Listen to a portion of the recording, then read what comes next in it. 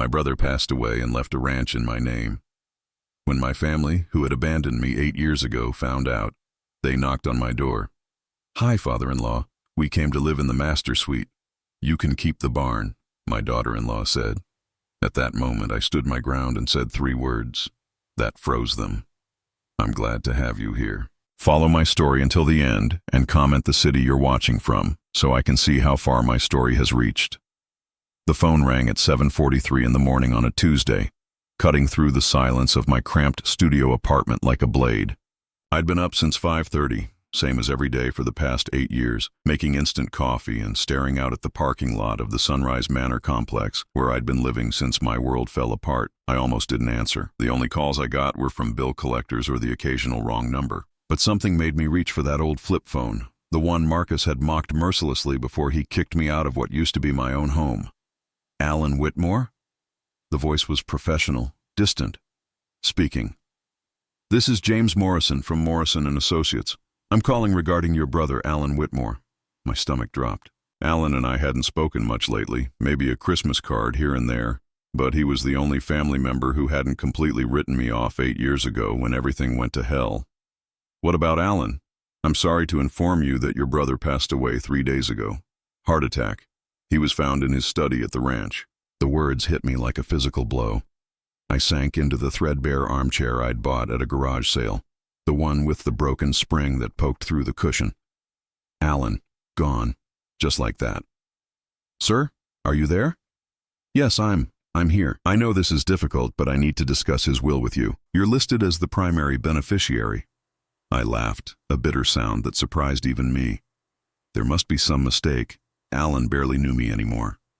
"No mistake, sir. You've inherited the entire ranch property, 230 acres, the main house and all buildings. I'll need you to come to my office to sign the paperwork." After I hung up, I sat there for what felt like hours, staring at the water stain on the ceiling that had been growing bigger each month. Alan's ranch. I remembered visiting there as kids, running through those endless fields while our parents argued in the kitchen. Back when family meant something different. 8 years ago, I thought family meant everything. I thought when you hit bottom, the people who shared your blood would catch you. I was 52, had worked for the same construction company for 23 years, and then the recession hit. Layoffs came fast and brutal. One day I had a job, a house, respect. The next day, I was standing in my son Marcus's living room, hat in hand, asking if I could stay in their guest room until I got back on my feet. "Dad, this is really awkward," Marcus had said, not even looking at me. He was 31 then, married to Sandra for 5 years, with 2 kids I thought I'd help raise. I'd been so proud of him, my successful son with his fancy house in the suburbs, and his wife who always dressed like she was going to a business meeting.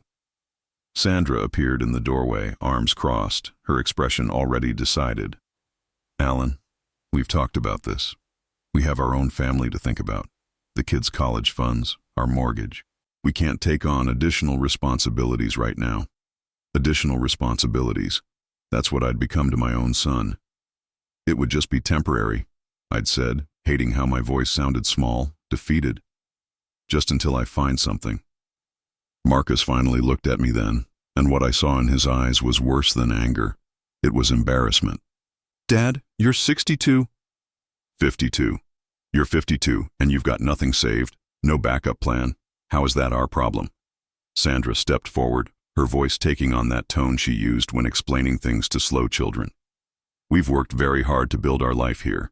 We can't risk our family's stability because you didn't plan properly." I wanted to remind them about all the times I'd helped them, the down payment I'd given them for their house, $20,000 from my retirement fund, the weeks I'd spent babysitting when the kids were small so Sandra could go back to work. The countless weekends I'd fixed things around their house, painted rooms, built the deck where they entertained their friends, but standing there in their perfect living room, surrounded by family photos that somehow all seemed to exclude me, I realized that none of that mattered. I wasn't their father anymore. I was their failure. "There's a motel on Highway 67, Sandra had said, already walking toward the front door. "Clean rooms, reasonable weekly rates." That was 8 years ago. I never saw the inside of their house again. Now, sitting in my studio apartment with the lawyer's words echoing in my head, I tried to process what this inheritance meant. Alan's ranch was worth more than I'd made in the last 8 years combined. It was a place where I could finally stop running, stop scrambling, stop feeling like I was one missed payment away from sleeping in my car. But even as hope tried to take root in my chest, I couldn't shake the feeling that this was too good to be true. In my experience, when life handed you something valuable, it usually came with a price you hadn't counted on. I was about to find out exactly what that price would be. It took me 3 weeks to work up the courage to drive out to Alan's ranch. 3 weeks of paperwork, lawyers, and sleepless nights wondering if I was making the right choice. The place was beautiful in a way that made my chest ache. Rolling hills stretching to the horizon, a sturdy 2-story farmhouse with a wraparound porch, and outbuildings that spoke of a life well lived. I'd been staying in the main house for exactly 4 days when the sound of car engines broke the morning silence. I looked out the kitchen window and felt my stomach drop. A silver SUV and a red pickup truck were pulling into the gravel driveway, kicking up dust clouds in their wake. Marcus stepped out of the SUV first, wearing pressed khakis and a polo shirt like he was heading to a country club. Then Sandra emerged from the passenger side, her blonde hair perfectly styled despite the 2-hour drive from the city. Behind them, their kids, Emma, now 16, and Tyler, 14, climbed out looking bored and slightly hostile. My hands shook as I set down my coffee cup. 8 years. 8 years of silence, and now they were here. I opened the front door before they could knock, standing on the porch like a sentry. Marcus had the decency to look uncomfortable, but Sandra's smile was bright and predatory. "Dad," Marcus said, his voice carrying that forced enthusiasm people use when they're trying to convince themselves they're doing the right thing. "You look good. Really good." I didn't respond. Sandra stepped forward, her heels clicking on the wooden porch steps. She was carrying a large purse and had the look of someone who'd already decided how this conversation would go. "Alan, we were so sorry to hear about Alan," she said, her voice dripping with sympathy she'd never felt. "We would have come to the funeral, but we didn't know until afterward." That was a lie. Alan's obituary had been in the paper, and I knew Sandra read the obituaries religiously, always looking for networking opportunities or gossip. "What do you want?" I asked. Marcus shifted uncomfortably. "Dad, that's not. We came because we're family. We should have been here for you during this difficult time. Where were you 8 years ago when I needed family?" Sandra's smile tightened almost imperceptibly. "Alan, I know there were some misunderstandings in the past, but that's behind us now. We're here to help." I looked at Emma and Tyler, my grandchildren who'd grown into strangers. Emma was on her phone, typing rapidly, while Tyler kicked at the gravel with his expensive sneakers. They didn't remember me. Why would they? They'd been 8 and 6 when their parents decided I wasn't worth keeping around. "Help with what?" I asked. Sandra gestured broadly at the ranch. "This is a lot for one person to manage. And honestly, Alan, at your age, living out here alone, it's not safe. What if something happens to you?"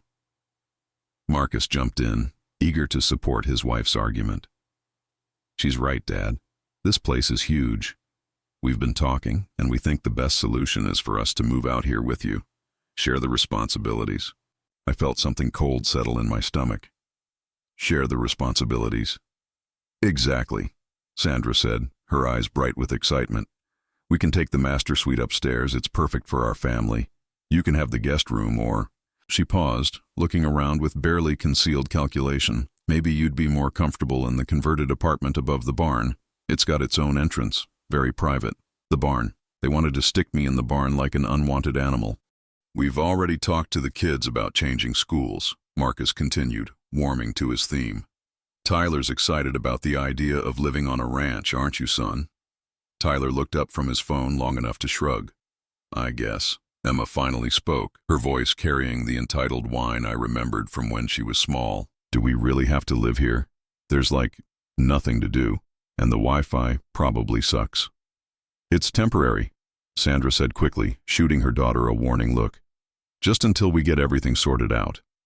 Everything sorted out. I knew what that meant. They'd move in, take over, and gradually push me out of my own inherited home. I'd become the hired help on my own property.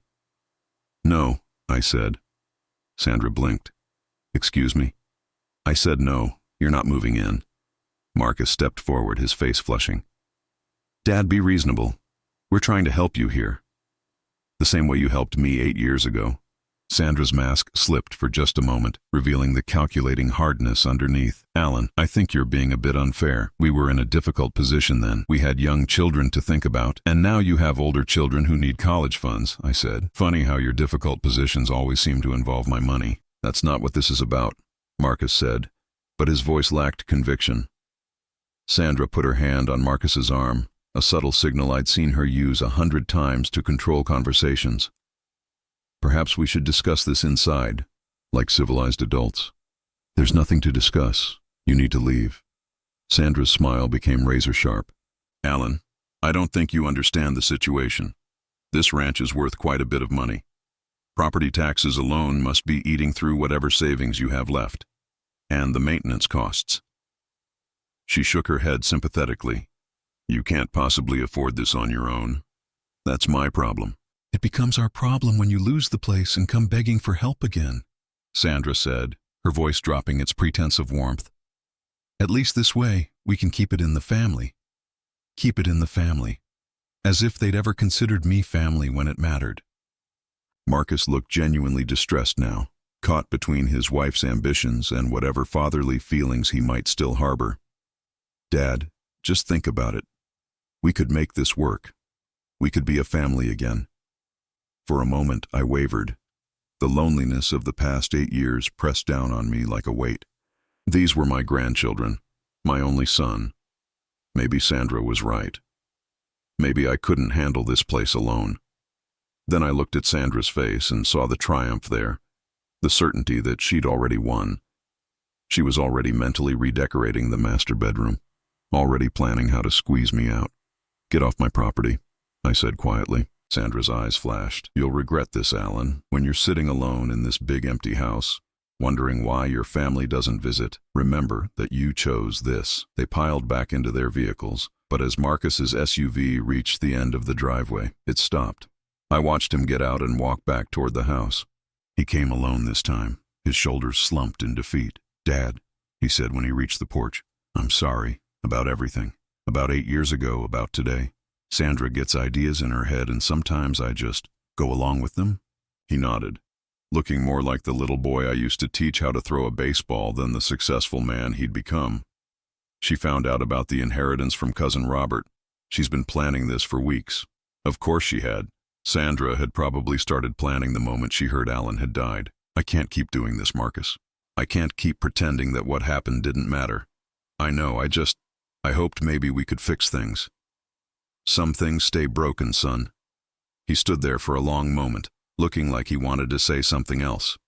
Finally, he just nodded and walked back to his car.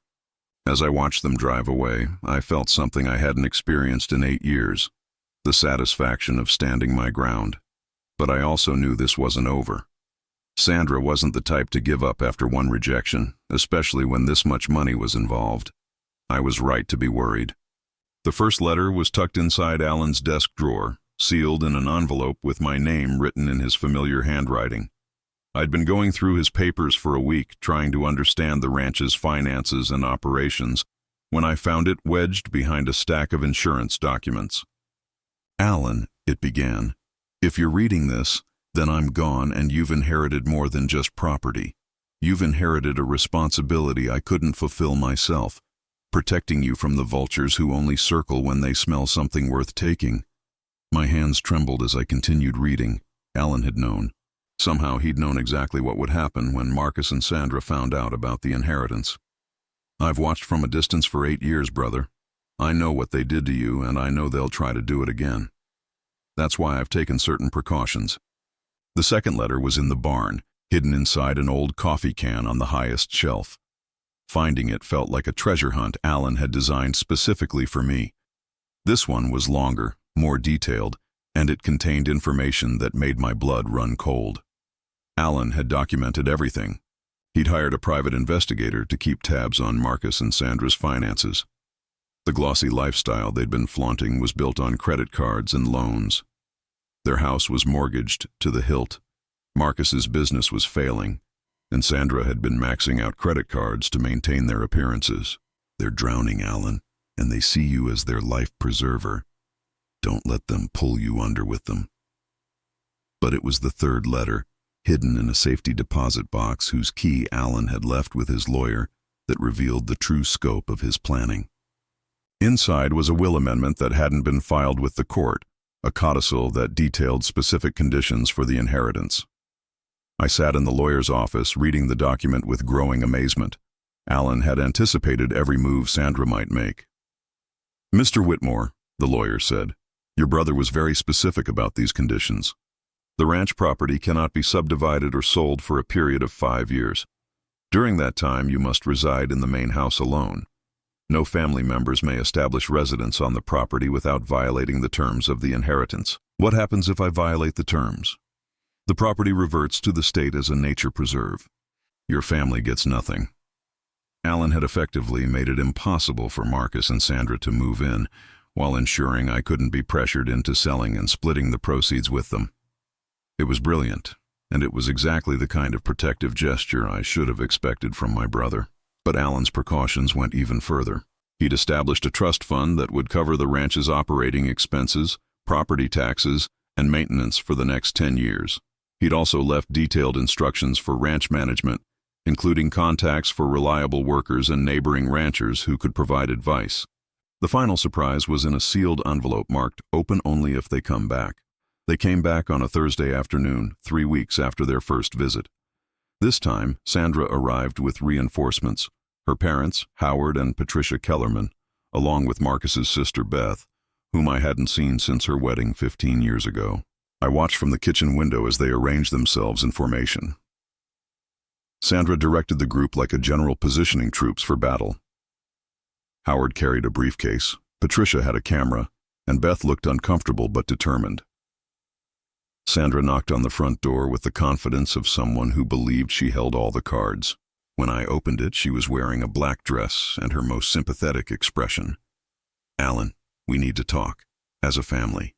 My family is dead and buried next to Alan in Greenwood Cemetery." Howard stepped forward, puffing out his chest. "Now see here, young man. That's no way to talk to your daughter-in-law." I almost laughed. At 60 years old, I hadn't been called young man in decades. Sandra isn't my daughter-in-law. She made that clear 8 years ago. Patricia began taking pictures of the ranch house, the outbuildings, and even me standing on the porch. "For the insurance assessment," she explained when I stared at her. "What insurance assessment?" Sandra's smile was predatory. "Alan, we've been doing some research. This property requires significant liability coverage, especially if you're living here alone. One accident, one fall, one incident, and you could lose everything to a lawsuit." Beth finally spoke, her voice tentative. "Dad, maybe we should discuss this privately." "There's nothing to discuss privately," I said. "This is my property, and I want all of you off it." Howard opened his briefcase and pulled out a thick folder. "We've consulted with several attorneys, Alan. There are grounds for contesting Alan's will, particularly given your relationship with your son's family. A court might find it unreasonable for a man of your age to manage such a large property alone. Are you threatening me?" "We're offering you a partnership," Sandra said smoothly. "We move in, share the responsibilities and the expenses, and everyone benefits. Otherwise." She shrugged. "Well, legal battles are expensive and exhausting. At your age, is that really what you want?" I looked at Marcus, who'd remained silent throughout this entire performance. His face was flushed with embarrassment, but he wasn't stopping his wife. He was just letting it happen, the same way he'd let it happen 8 years ago. That's when I remembered Alan's final envelope. "Excuse me," I said. "I need to get something." I left them standing on the porch and went to Alan's study, where I'd hidden the envelope in the same coffee can where I'd found the second letter. My hands were steady as I broke the seal and read Alan's final message. "Alan, if they're pushing legal action, show them the photographs. If they're threatening you financially, show them the bank statements. If they're claiming you're incompetent to manage the property, show them the medical evaluation. I've given you everything you need to fight back. Use it." Inside the envelope were copies of the private investigator's report, including photographs of Sandra at expensive restaurants and shopping centers, while Marcus's business was supposedly struggling. There were bank statements showing cash advances from multiple credit cards and documentation of 3 different loans they'd taken out using their house as collateral. But the most damaging evidence was a recording the investigator had made of Sandra at a coffee shop, talking to a friend about her plans for the ranch. "The old man's probably going senile anyway." Sandra's voice was clear on the recording. "Once we get him declared incompetent, we can take control of everything. That ranch has got to be worth at least $2 million. We could subdivide it, sell off parcels, make enough to pay off all our debts, and still have plenty left over." I walked back to the porch holding the folder Alan had prepared. Sandra was in the middle of explaining how they could convert the barn into a second residence when I interrupted her. "Sandra, how's Marcus's business doing these days?" She blinked, caught off guard by the question. It's doing fine. Why?" "Really?" "Because according to these financial records, you've borrowed against your house 3 times in the past 2 years. And these credit card statements show you're carrying over $40,000 in debt." The color drained from Sandra's face. Howard stepped forward. "Where did you get those?" "Alan hired a private investigator. He was very thorough." I pulled out the photographs. "Here's Sandra at Le Bernardin last month having lunch with her sister. The bill was $347. And here she is at Nordstrom, buying a handbag that costs more than my monthly rent used to." Marcus stared at the photos, his face growing pale. "Sandra, you told me you were meeting with clients." "I was networking," Sandra said quickly. "Business expenses. Business expenses for a company that's hemorrhaging money?" I pulled out the final piece of evidence. "Would you like to hear what Sandra really thinks about our family reconciliation?" I pressed play on the small recorder Alan had left with the evidence. Sandra's voice filled the air, her words about declaring me incompetent and subdividing the ranch hanging in the silence like a death sentence. Beth gasped. Patricia stopped taking pictures. Howard closed his briefcase with a sharp snap. Marcus looked at his wife with an expression I'd never seen before. Complete betrayal mixed with dawning understanding. "You planned this," he said quietly. "You've been planning this since the day we found out about the inheritance." Sandra's composure finally cracked. "Marcus, I can explain." "Explain what? How you've been lying to me for weeks? How you've been spending money we don't have while our son's college fund sits empty?" "We needed this, Marcus. We need this ranch." "No," I said quietly. "You wanted this ranch. There's a difference." The family meeting dissolved into chaos. Howard and Patricia hurried to their car, unwilling to be associated with Sandra's exposed scheme. Beth mumbled an apology and followed them. Marcus stood on my porch, staring at his wife like he was seeing her for the first time. 8 years, he said finally.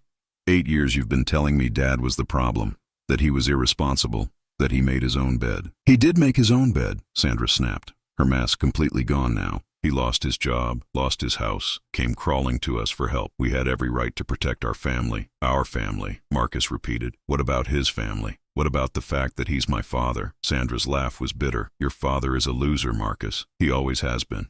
The only reason we're even here is because his brother took pity on him." That was the moment I saw something break in Marcus's face. Whatever hold Sandra had maintained over him for the past 8 years finally snapped. "Get in the car," he told her. "Marcus, get in the car, Sandra. We're leaving. As they drove away, I noticed Marcus wasn't following Sandra's vehicle. They were going in opposite directions, and somehow I knew they wouldn't be arriving at the same destination. Alan had given me more than a ranch. He'd given me the tools to fight back and the strength to use them. Marcus called me 3 days later. I was sitting on Alan's porch watching the sunset over the pasture when my old flip phone rang. For a moment I considered not answering. The past few weeks had been peaceful, and I wasn't sure I was ready to let the chaos back in. "Dad?" His voice was raw, like he'd been crying or shouting or both. "Marcus, can I come see you? Alone this time. Sandra's staying at her mother's house." I almost said no. After everything that had happened, after all the years of silence and rejection, the safe thing would have been to maintain my distance. But something in his voice reminded me of the little boy who used to help me fix things in the garage, who'd bring me coffee on Saturday mornings while I worked on projects around the house. "All right, but just you." He arrived an hour later in a pickup truck I didn't recognize, looking like he hadn't slept in days. His usually perfect hair was disheveled, his clothes wrinkled. When he climbed the porch steps, I could see the weight of the past few days in his shoulders. "New truck?" I asked. "Rental. Sandra took the SUV when she left." He settled into the chair beside me, staring out at the fields. She cleaned out our checking account too. $12,000. Gone. I didn't respond. There wasn't much to say that wouldn't sound like, "I told you so." "I've been thinking about that recording," Marcus continued. "About what she said. About you being senile. About taking control of the ranch. The worst part is, I knew she was planning something. I knew it. And I went along with it anyway." "Why?" Marcus was quiet for a long time. "Because it was easier than admitting I'd made a mistake 8 years ago. It was easier than facing what we'd done to you." The cicadas were starting their evening chorus, filling the silence between us. I remembered summer evenings like this when Marcus was young, before Sandra, before everything got complicated. We used to sit on the porch of our old house and talk about everything and nothing. "She's been controlling everything for years, Dad. What I wear, where we go, who we associate with. She convinced me that cutting you off was protecting our family, that you were a bad influence on the kids. And you believed her. I wanted to believe her. Because if she was right, then I wasn't the son who abandoned his father when he needed help most." I looked at Marcus, really looked at him, and saw how much the past 8 years had aged him. There were lines around his eyes that hadn't been there before, a tiredness that went deeper than physical exhaustion. "What do you want from me, Marcus?" "I don't know." His voice broke slightly. "Forgiveness, maybe? A chance to fix this? Some things can't be fixed." "I know, but maybe we could start over, build something new." I thought about Alan's letters, about the conditions of the inheritance, about the years of loneliness and struggle. But I also thought about the grandchildren I'd missed watching grow up, about the son I'd loved despite everything. "Sandra won't let that happen," I said finally. "Sandra's gone. She filed for divorce yesterday. Turns out she's been having an affair with her personal trainer for the past 6 months. She took the kids to her mother's house and hired a lawyer who specializes in taking men for everything they're worth." I felt a strange mix of satisfaction and sadness. Satisfaction because Sandra's true nature had finally been exposed. Sadness because I could see how much it was destroying Marcus. "I'm sorry." "Don't be. You tried to warn me years ago, remember? When we first got engaged, you pulled me aside and said something felt off about her. I got angry, told you to mind your own business." I did remember. Marcus had been 26, head over heels in love with a woman who seemed too perfect, too polished, too calculating. But he was an adult, and I'd learned to keep my opinions to myself. "The kids blame me," Marcus continued. "Emma won't even talk to me. Tyler just stares at me like I'm a stranger, and maybe I am. Maybe I've been a stranger to everyone, including myself." We sat in silence as the sky darkened and the first stars appeared. I found myself thinking about Alan, about the conversations we'd had over the years about family, about responsibility, about the difference between being a father and being a parent. "There's something else," Marcus said. "The business is bankrupt. Has been for months. Sandra knew, but she kept spending anyway. I've got about 6 weeks before I lose the house. What will you do?" "I don't know. Find an apartment somewhere, I guess. Try to rebuild from nothing, again." The irony wasn't lost on me. 8 years ago, I'd been in exactly the same position, and Marcus had turned me away. Now he was facing the same uncertain future, the same humiliation of starting over in middle age.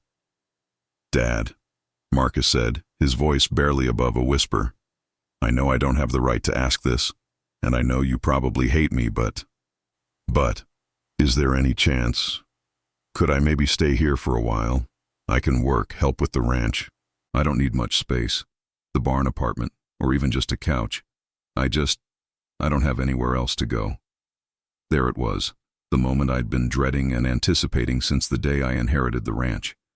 My son, finally understanding what it felt like to have nowhere to turn, asking for the same help I'd once asked of him. The old Alan, the one who'd been beaten down by years of rejection and loneliness, wanted to say yes immediately. Wanted to grab onto this chance for reconciliation, even if it meant risking everything Alan had worked to protect. But the new Alan, the one who'd learned to value his own worth, knew it wasn't that simple. "Marcus, I need you to understand something. This ranch, this inheritance, it's not just property. It's my future, my security, my peace of mind. Alan left it to me with specific conditions, and one of those conditions is that I live here alone." Marcus nodded, his face falling. "I understand. I'm not finished." Those conditions exist for 5 years. After that, I can make my own decisions about the property. But right now, if I let you stay here, I risk losing everything. I wouldn't ask you to do that, wouldn't you? What happens in 6 weeks when you lose the house? What happens when Sandra's lawyer comes after you for alimony and child support? What happens when you're desperate and the only asset your family has access to is this ranch? Marcus flinched as if I'd hit him. You think I'd try to take it from you? I think you're in a desperate situation, and desperate people make desperate choices. 8 years ago, you chose your wife's security over your father's well-being. What makes you think you won't make a similar choice again? Because I've learned from my mistakes. Have you, or are you just facing consequences you can't avoid anymore? The question hung in the air between us. Marcus stared out at the darkening landscape, his hands clenched in his lap. You're right, he said finally. You're absolutely right. I chose Sandra over you, over what was right, because it was easier. Because she made me feel like I was protecting my family instead of abandoning it. And now I know the difference. Now I know what it feels like to be on the receiving end of that choice. I studied my son's face in the dim light from the porch fixture. He looked broken, genuinely remorseful. But I'd seen genuine remorse before. I'd felt it myself after I lost my job, after I lost my house, after I realized how completely I'd failed to prepare for disaster. Marcus, I want to help you. Despite everything, you're still my son. But I can't risk the ranch. It's all I have left. I know, I understand.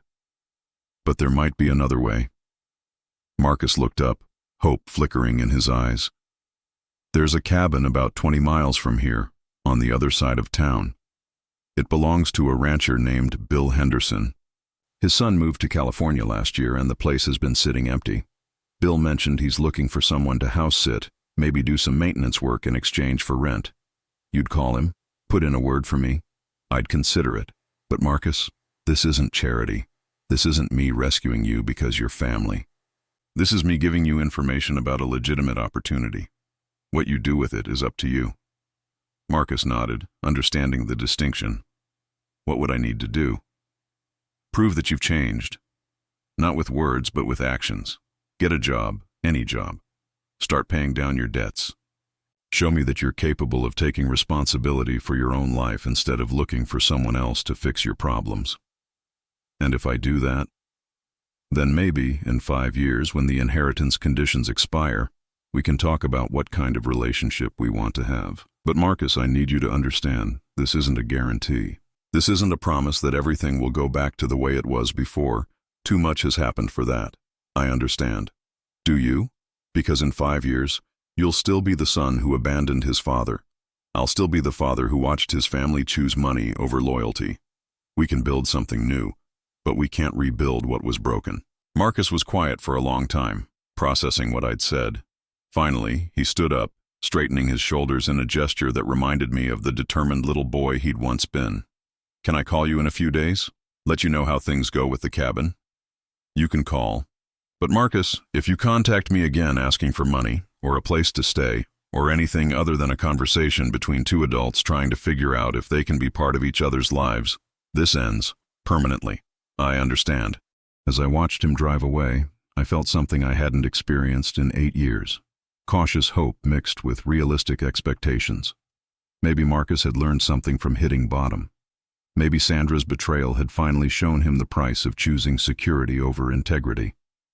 Or maybe he was just desperate enough to say anything he thought I wanted to hear. Time would tell which version of my son was real. Marcus got the job at Henderson's place. He called me a week later to let me know, his voice carrying a mix of exhaustion and determination I hadn't heard since he was young. It's not much, he said. Maintenance work, fence repair, feeding cattle. Bill's paying me enough to cover basic expenses and start chipping away at the debt. How are you holding up? It's honest work, hard work. I'd forgotten what that felt like. We talked for 20 minutes, the longest conversation we'd had in 8 years. He told me about the cabin, about learning to cook for himself, about the silence that came with living alone. He didn't ask for anything, didn't hint around for money or favors. It was just a son calling his father, and for the first time in years, I allowed myself to hope. That hope grew over the following months. Marcus called every few weeks, always brief conversations about work, weather, small victories and setbacks. He'd gotten a second job at the feed store in town. He'd started attending meetings for divorced fathers. He was slowly, methodically, rebuilding his life from the ground up. Meanwhile, Sandra had remarried her personal trainer and moved to Phoenix with my grandchildren. Marcus saw them twice that first year, brief visits that left him hollow-eyed and quiet. But he kept working, kept paying his debts, kept proving that he could survive on his own. It was during one of our phone calls, about 8 months after that confrontation on the porch, that Marcus mentioned something that caught my attention. "Dad, have you ever been up to the north pasture, the area past the big oak grove?" "A few times." "Why?" "I was helping Bill move some cattle yesterday and we went past your property line. There's a structure up there, looks like an old house. Bill said he thought Alan might have owned more land than just the main ranch." After Marcus hung up, I couldn't shake the feeling that there was something I'd missed. Alan had been meticulous about documenting everything else. Why wouldn't he have mentioned additional property? The next morning I drove up to the north pasture, following a barely visible dirt road that wound through the oak grove Marcus had mentioned. The landscape here was different, wilder, with rolling hills covered in native grass and scattered clusters of mesquite trees. And there, nestled in a valley about 2 miles from the main house, was a small stone cottage. It was beautiful in its simplicity: rough-hewn limestone walls, a metal roof weathered to a soft gray, windows that caught the morning light like jewels, a covered porch stretched across the front, and mature oak trees provided natural shade. The whole place had an air of peaceful isolation that made my chest tight with unexpected emotion. The front door was unlocked. Inside, I found a single large room with a stone fireplace, a small kitchen area, and a sleeping loft accessible by a wooden ladder. The furniture was simple but well made: a leather armchair by the fireplace, a wooden table and chairs, built-in bookshelves lined with volumes on ranching, philosophy, and poetry. On the table was another envelope with my name on it. Alan's letter began. "If you've found this place, then you're starting to understand the true scope of what I've left you. This cottage sits on 50 acres that are legally separate from the main ranch property. Different deed, different conditions, different inheritance rules." My hands shook as I continued reading. "I bought this land 15 years ago as a retreat, a place to come when the world got too complicated. But I've always intended it for you. Unlike the main ranch, this property has no restrictions. You can do whatever you want with it. Live here, rent it out, sell it, give it away. It's yours, free and clear." But that wasn't the biggest surprise. Alan had hidden one final revelation in a folder tucked behind the books on philosophy. "I've been watching Marcus struggle this past year," the letter continued. "I know you've been talking to him, and I know you're trying to decide whether to trust him again. This cottage might be the answer to both your problems." Inside the folder were architectural plans for expanding the cottage into a small retreat center. Alan had consulted with contractors, gotten cost estimates, even applied for preliminary permits. His vision was detailed and thoughtful: 6 small cabins scattered around the main cottage, a common area for meals and gatherings, walking trails through the surrounding hills. "I've left enough money in a separate trust to fund the construction," Alan's notes explained. "The cottage could become a retreat for older men who've lost their families, their homes, their sense of purpose. Men like you were 8 years ago. Men like Marcus might be now." I sat in that peaceful cottage for hours, reading through Alan's plans and trying to process what he'd envisioned. My brother had seen something I hadn't, a way to turn our shared experience of abandonment into something that could help others. But more than that, he'd given me a choice. I could keep the cottage as my private retreat, or I could use it to build something larger. And if I chose to build, I'd need help managing the project. That evening, I called Marcus. "How would you feel about a career change?" I asked. "What do you mean?" "I found something today, something Alan left behind, and I think I might have a proposition for you." 3 days later, Marcus drove up to the cottage. I'd waited for him on the porch, watching as his face changed from curiosity to amazement as he took in the setting. "Dad, this place is incredible. How long has it been here?" "Alan built it 15 years ago. He left it to me, along with plans for something bigger."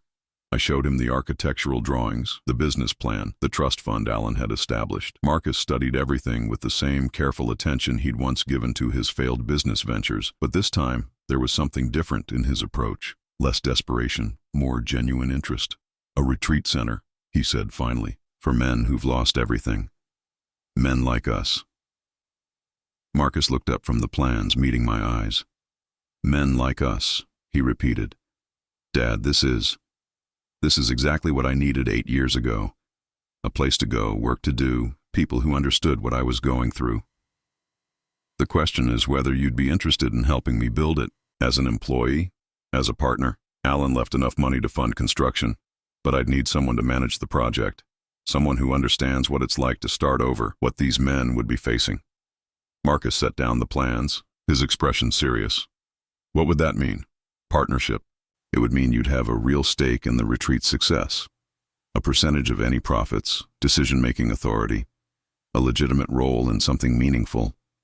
But Marcus, it would also mean proving you can handle responsibility without family pressure, without someone else making the decisions for you, and the conditions on the main ranch. Those stay in place for 4 more years. The cottage property is separate, legally and financially. But Marcus, if we do this together, we do it as business partners, not as father and son trying to fix our relationship through work. Marcus was quiet for a long time, staring out at the hills surrounding the cottage. I'd want to modify some of these plans, he said finally. Add a workshop area, maybe space for group counseling, and I think we should include some kind of job training component. You've been thinking about this. I've been thinking about what I would have needed, what I still need, honestly. He turned back to me. Dad, I can't promise I won't make mistakes. I can't promise this will fix everything between us, but I can promise I'll work harder on this than I've ever worked on anything in my life. Why? Because for the first time in years, I have a chance to build something instead of just trying to save what's already broken. I looked at my son, seeing not the desperate man who'd asked for shelter 6 months ago, but someone who'd learned to value honest work and second chances. Someone who might actually be capable of helping other men find their way back from the edge. All right, I said, let's build something. Marcus smiled, the first genuine smile I'd seen from him since he was a boy. When do we start? We start by you proving you can finish what you've already started. Keep the job with Henderson until the retreat's ready for construction. Show me you can see a commitment through even when something better comes along. How long will that take? The permits will take 6 months minimum. Construction could take a year after that. Are you willing to wait? Marcus nodded without hesitation. I've waited 8 years to have a real conversation with my father. I can wait another 1.5 years to build something meaningful with him. As we walked back to our vehicles, Marcus stopped and turned to look at the cottage one more time. Dad, what made Alan think of this? The retreat center idea. I thought about Alan's letters, about his years of watching from a distance, about the careful way he'd planned every aspect of my inheritance. I think he understood something about second chances that it took me too long to learn. What's that? That they're not about going back to who you were before. They're about becoming who you were meant to be all along. We shook hands in the fading light, and for the first time in 8 years, it felt like I was shaking hands with my son. 2 years later, I stood on the porch of the main cottage watching the sun rise over what had become the Whitmore Retreat Center. 6 small cabins dotted the hillside, each one designed to house 2 men who needed time and space to rebuild their lives. The common building where we shared meals and held evening discussions was already full of morning sounds. Coffee brewing, quiet conversations, the comfortable rhythm of men who'd found their footing again. Marcus emerged from the workshop, wiping sawdust from his hands. At 45, he looked healthier than he had in years, his face weathered from outdoor work but peaceful in a way I hadn't seen since he was a child. The retreat had been good for him, giving him purpose beyond just surviving. Morning, Dad. Frank and Robert are finishing up their furniture projects today. Both of them have job interviews lined up for next week. Frank was a 62-year-old machinist whose wife had left him after 30 years of marriage, taking their house and most of their savings. Robert was 57, a former accountant who'd lost everything in his partner's embezzlement scheme. They'd both arrived at the retreat broken and bitter, but 6 months of honest work and community had given them back their sense of worth. How are they feeling about the interviews? Nervous but ready. Frank's got an offer from the machine shop in town, and Robert's been working with the county on their bookkeeping system. Both of them want to stay local. That was something we'd discovered over the past year. Men who found stability at the retreat often wanted to remain in the area. We'd helped 7 men transition back into independent living, and 5 of them had stayed within 50 miles of the center. They'd formed their own informal support network, meeting for coffee every Saturday morning in town. Any word from social services about the state inspection? They'll be here Thursday, but I'm not worried. We've exceeded their requirements for housing, counseling, and job placement assistance. The retreat had evolved beyond Alan's original vision. What started as a simple sanctuary had become a comprehensive program for men rebuilding their lives after family dissolution, job loss, or financial disaster. We partnered with local businesses for job training, worked with counselors who specialized in men's mental health issues, and maintained strict but fair guidelines for residents. Men could stay up to 1 year, during which time they were expected to work either at the retreat or in town, participate in group counseling sessions, and develop realistic plans for independent living. We didn't accept men with serious substance abuse problems or violent histories, but for those who qualified, we offered something invaluable: time to heal without the pressure of immediate crisis. Dad, there's something I want to discuss with you. Marcus rarely called me Dad anymore. Most of the time it was Alan or partner, reflecting the professional relationship we'd built. When he used Dad, it usually meant something personal. What's on your mind? Emma's graduating high school in June. She wants to come visit. I felt a familiar tightness in my chest. My granddaughter was 18 now, a young woman I barely knew. Sandra had remarried quickly and moved the children to Phoenix, where Emma had finished growing up without any contact with our side of the family. What changed her mind? Marcus smiled, but it was tinged with sadness. She and Sandra have been fighting a lot. Emma's starting to ask questions about why she never sees her father's family, why Sandra speaks about us the way she does. She's planning to attend college in Texas next fall, and she wants to understand her history before she moves back. What about Tyler? He's still pretty influenced by Sandra and her new husband. But Emma's always been more independent, more willing to think for herself. I thought about the bright, curious 8-year-old Emma had been before Sandra erased me from her life. I wondered what kind of young woman she'd become, whether she'd inherited the best qualities of both her parents or had been shaped too much by Sandra's manipulative worldview. How do you feel about her visiting? Terrified, Marcus admitted. I've been a weekend father for 2 years, trying to rebuild a relationship with kids who barely know me. Emma's been polite but distant. This could be our chance to really connect, or it could be the end of any relationship we might have. And you want her to come here. I want her to see what we've built. I want her to understand that the man who made such terrible choices 8 years ago isn't the same person who's been working to make amends ever since. I understood what Marcus was really asking. He wanted Emma to see him in the context of meaningful work, surrounded by evidence that he'd changed. He wanted her to meet me not as the grandfather who'd been erased from her life, but as someone who'd built something worthwhile from the ashes of family destruction. What if she doesn't like what she sees? What if she thinks we're running some kind of charity operation for failures? Then at least she'll know the truth instead of whatever version Sandra's been telling her. That afternoon, I found myself thinking about family as I walked the trails we'd cut through the hills around the retreat. The word meant something different now than it had 8 years ago when I was standing homeless in Marcus's living room. Family wasn't just about blood relationships or shared histories. It was about people who chose to show up for each other, who did the hard work of maintaining connections even when it wasn't convenient or profitable. The men at the retreat had taught me that. Frank and Robert, who'd become unlikely friends despite their 30-year age difference. Carlos, the former restaurant manager who'd lost everything in a divorce and now helped other residents develop budgets and financial plans. Jim, the carpenter who'd arrived suicidal and desperate and now led our woodworking program with quiet pride. They'd all been abandoned by their families in one way or another, but they'd chosen to build new relationships based on mutual respect and shared experience.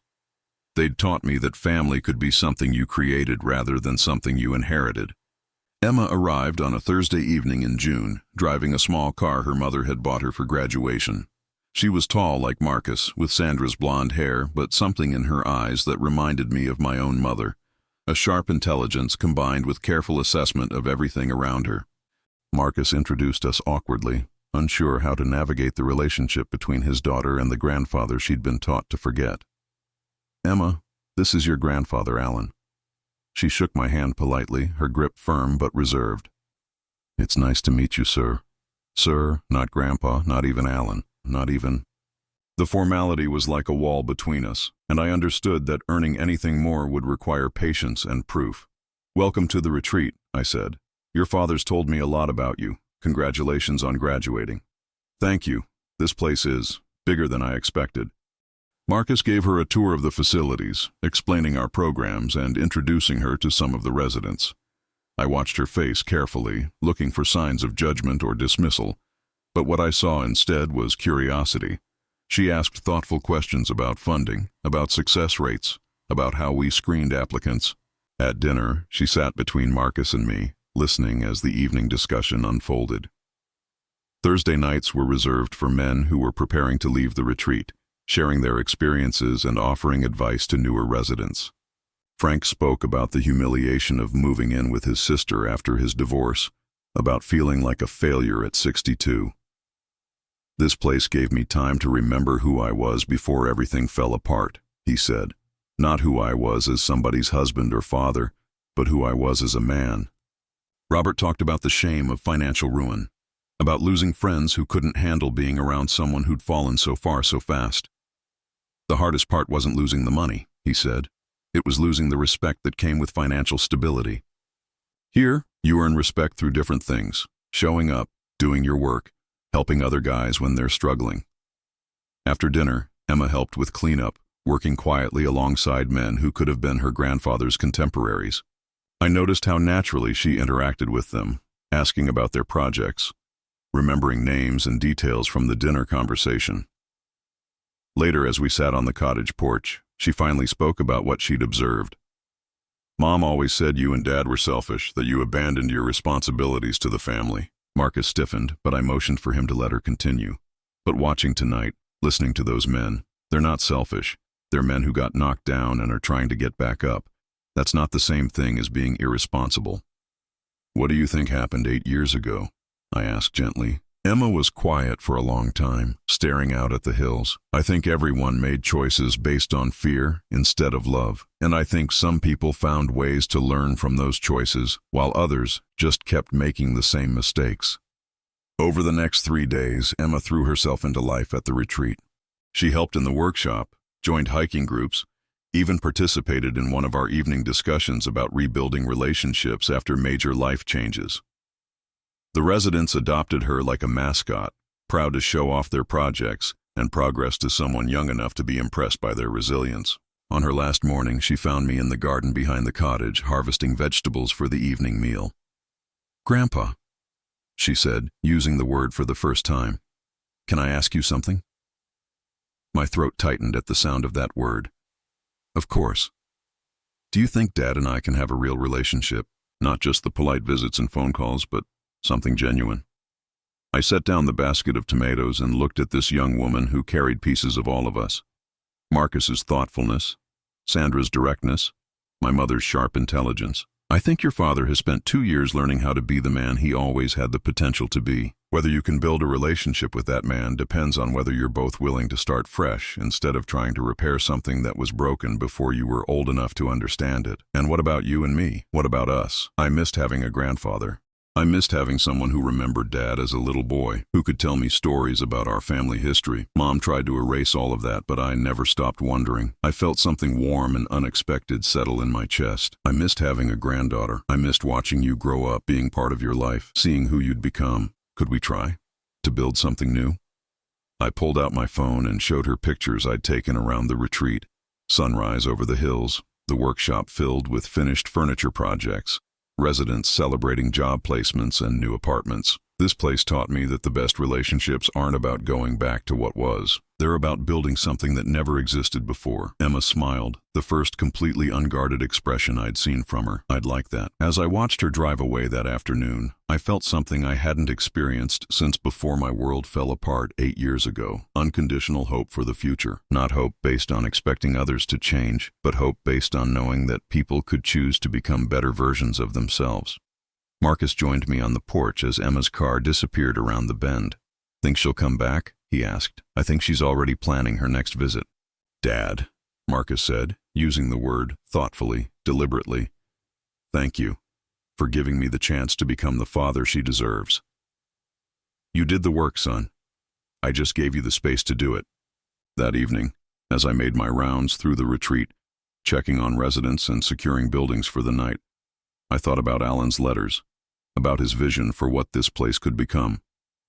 He'd imagined a sanctuary for broken men, a place where they could rebuild their sense of purpose and dignity.